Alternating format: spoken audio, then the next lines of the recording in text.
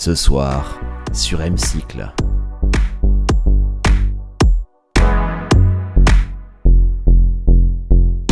Salut, c'est le mois du montage.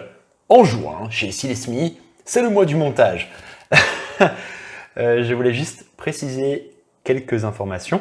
Entre le tournage de cette vidéo et aujourd'hui, des éléments ont été changés sur ce vélo, notamment la potence que j'ai installée qui est beaucoup plus élégante que celle que j'avais récupérée sur un vélo Décathlon et montée dans un premier lieu. Je te vois déjà venir. La raison pour laquelle j'ai deux compteurs dans cette vidéo, c'est parce que l'un d'entre eux est mon Garmin et l'autre est utilisé avec un scratch. C'est un vieux Wahoo cassé pour fixer mon téléphone et faire des parties vidéo en selfie. Et troisième petit élément d'élégance, tu verras que j'ai rajouté un petit grommet pour cacher le trou du côté où ce dernier n'est pas utilisé sur le cadre. Voilà, on regarde tout de suite la vidéo du premier essai.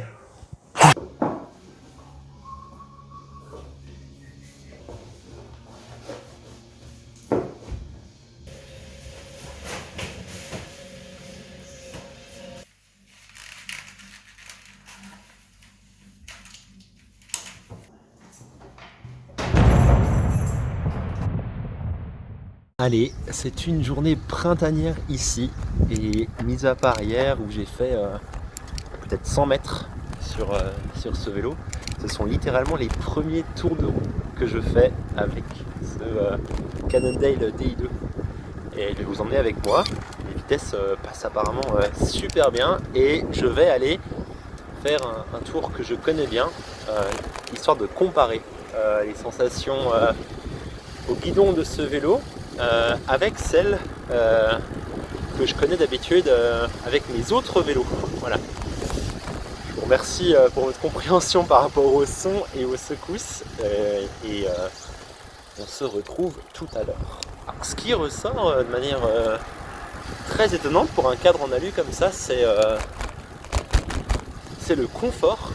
J'ai réussi à raccourcir un peu la position. C'est une taille 58, d'habitude je suis plutôt sur 56-57, mais j'ai mis une potence assez courte de 90 mm. Les poignets sont très confortables et la position me va très bien. Il faut dire que j'ai repris un peu les mesures que j'avais sur mes autres vélos. Donc pour l'instant, tout ça s'annonce à merveille.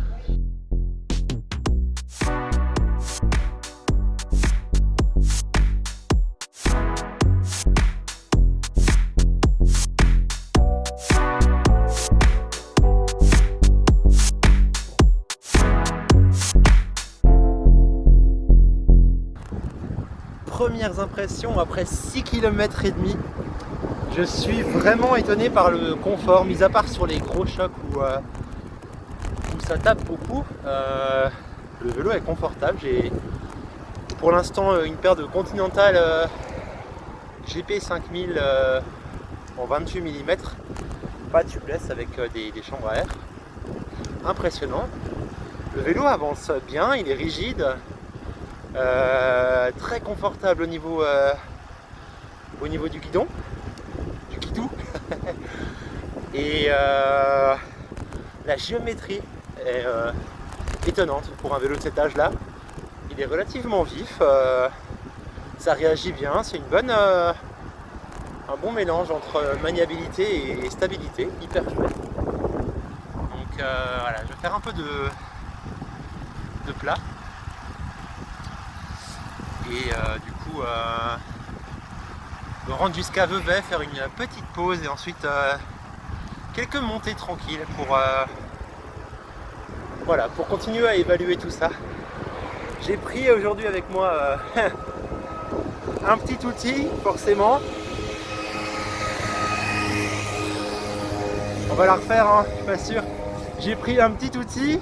Ce qui est chouette sur ces vélos en aluminium, c'est que c'est pas aussi sensible qu'un vélo en carbone, donc on va faire des petits ajustements si jamais dans la position, quelques réglages. Mais jusqu'ici, impressionnant, tout va bien. Et alors ce DI2 ça marche tonnerre, vraiment trop bien, vraiment. Il est content, So have you ever felt betrayed? Switches how you see things, realize something needs change. attention, disclaimer, petite élitiste au bord du lac Léman. Ça fait longtemps que je n'avais pas roulé avec des roues dans un matériau différent du carbone. On prenait de l'alu et ça va très bien. Ce qui manque un peu, c'est ce bruit et ce côté un peu réactif. On sent quand même une différence. Et le dernier vélo également en métal que j'ai pu rouler, c'était un vélo avec un cadre en acier. Et j'avais trouvé ce cadre en acier très confortable mais un peu mou. Et là par contre sur ce cadre en alu, c'est pas du tout le cas. C'est vraiment rigide et ça répond bien. Vraiment content, hein. C'est beaucoup trop bien.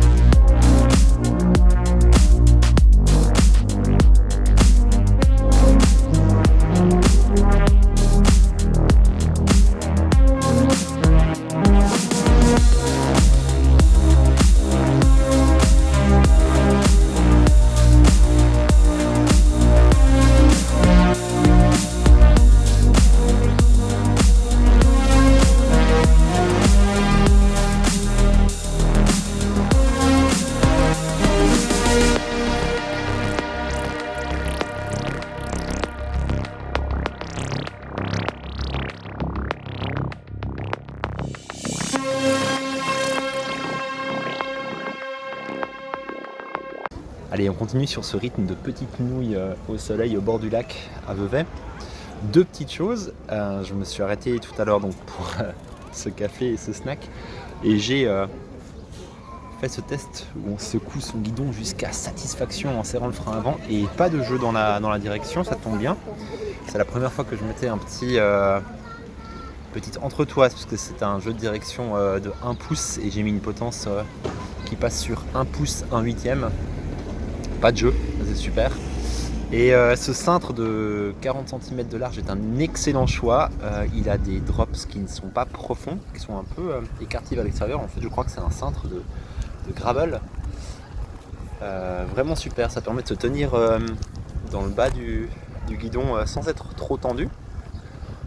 Donc là, pour l'instant, c'est vraiment un 10 sur 10. Je vais aller direction la montée vers le lac de Bray et on va voir du coup ce que ça donne en montée. Little sister, don't you try to turn me to someone different while you're standing by my side. I know the road is long, guess you took me for a ride. Little sister, don't you try. Il me semble que les freins marchent bien aussi, ce sera l'occasion de tester tout à l'heure dans la descente. Attention, petit trottoir. Wow, le saut de ouf. Bike handling skills à mort.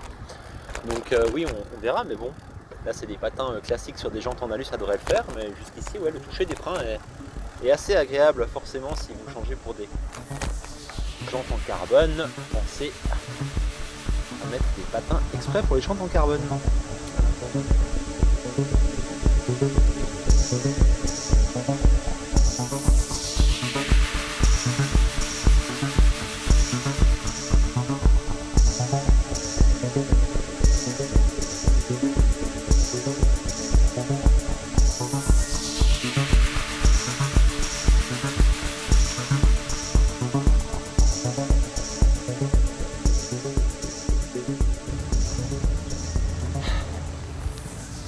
Et nous voilà de retour sur une route plus calme. Regarde mon corps. On va faire ça autrement. Voilà. Je disais donc, ou alors on fait ça comme ça. Ah oui, debout. Oh merde. Et si tu veux avoir la gerbe avec moi, ça monte pas mal ici. Un petit 10%. Mais nous voici de retour sur une route plus calme avec le vent dans le dos. Alors j'ai fait une petite sortie là, j'ai fait que 500 mètres de montée, mais j'ai pu tester du coup ces développements. Et attention, élégance. Très élégant. Conclusion temporaire. 52, 36, 11, 34, ça va bien. Sauf si vous faites une énorme journée en montagne, ou alors si vous faites plusieurs jours de suite en montagne, là j'aurais tendance à monter un 50-34 devant. Mais j'en suis pas venu au bout. Donc c'est vraiment très très agréable. J'ai remarqué une ou deux toutes petites choses qu'il faudra améliorer. Et ces petites choses-là, je vais vous les expliquer tout à l'heure quand je serai de retour à la maison. Dans pas si longtemps. Pour l'instant, je continue la promenade.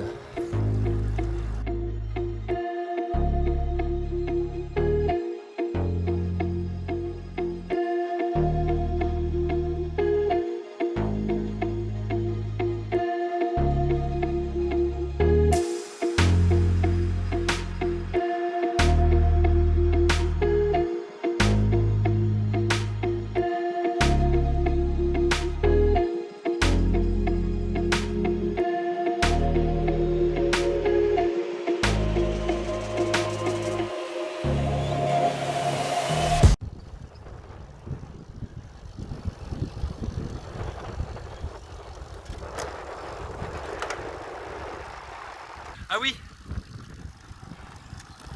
Yeah. J'ai mis sur les petits boutons auxiliaires la commande du dérailleur arrière, donc on peut aussi changer de vitesse avec le pouce. Oh yeah. Attention, changeons de plateau. Wouh, le petit bruit. Trop bien, trop bien.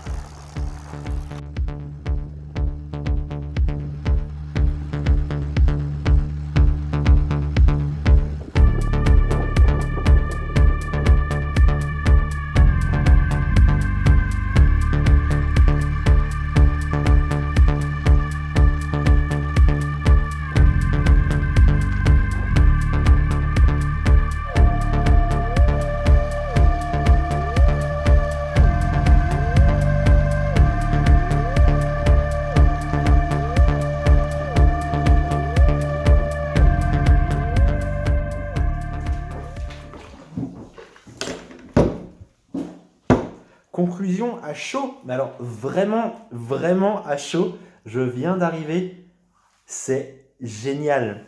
Je pensais pas arriver sur un vélo avec une géométrie aussi moderne, avec un comportement finalement qui ressemble vraiment beaucoup au vélo d'aujourd'hui. J'ai fait une cinquantaine de kilomètres, je crois, entre 50 et 60, et j'ai 3 choses à faire. Première chose, il y a un petit craquement qui s'est développé au bout de 20 ou 30 km.